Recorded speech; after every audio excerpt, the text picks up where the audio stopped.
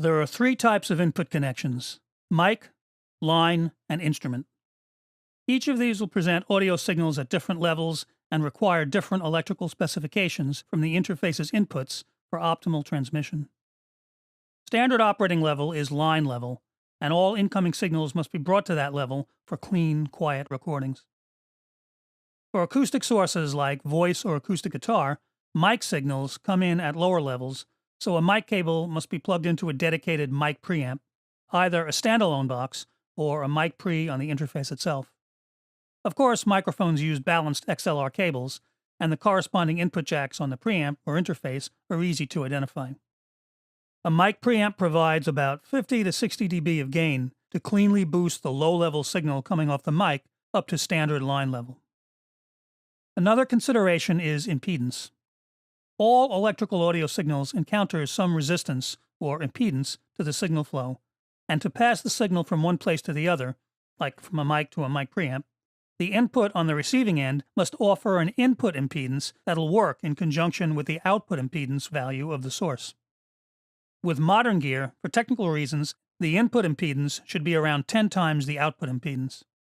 In the case of microphone signals, the output impedance of most mics is around 200 ohms or so mic inputs provide an input impedance in the ballpark of around 2 kiloohms.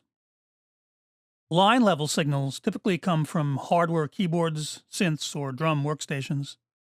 Additionally, if a mic is run through any outboard hardware processors, like an external mic preamp or compressor, then that processor's output will also come into the interface at line level.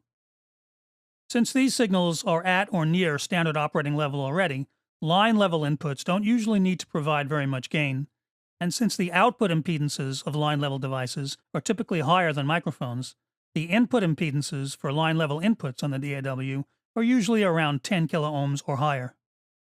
On most interfaces, the line-level inputs utilize quarter-inch jacks, with pro and semi-pro interfaces most typically balanced TRS connections. The third type of analog input is the instrument input. This is specifically designed to accept signals from electric guitar and bass, plugging the instrument straight into the interface instead of into a mic'd-up amp. This is called DI for direct injection. Virtual amp plugins are used to process the raw, dry guitar sound. But while instrument inputs use the same quarter-inch connections as line-level inputs, in this case they're unbalanced TS, and the impedance is different from that of a line-level input. Electric guitars and basses put out a very low-level signal and have very high output impedance, so instrument inputs have to provide a lot of clean gain and a suitably high input impedance, typically around 1 megaohm. If you mistakenly plug an electric guitar or bass into a line-level input, you'd likely end up with a noisy, low-level signal with frequency response losses from the output-to-input impedance mismatch. To further confuse things, while some interfaces offer separate, clearly labeled line and instrument quarter-inch jacks, others may incorporate dual-purpose quarter-inch inputs, which may be able to handle either via a line instrument switch. Sometimes a quick check of the manual may be needed to use these inputs properly. As long as the various incoming audio signals are routed via the correct inputs with the appropriate cabling, and with a modern 24-bit DAW, the maximum level on the input meter is between around -12 to -6 dBFS, 6 dB below the maximum level of 0 dBFS, you should get clean, full-level recordings. So, with that brief overview of basic studio hookup and connections out of the way, let's get down to business, starting with a look at signal flow in traditional analog consoles.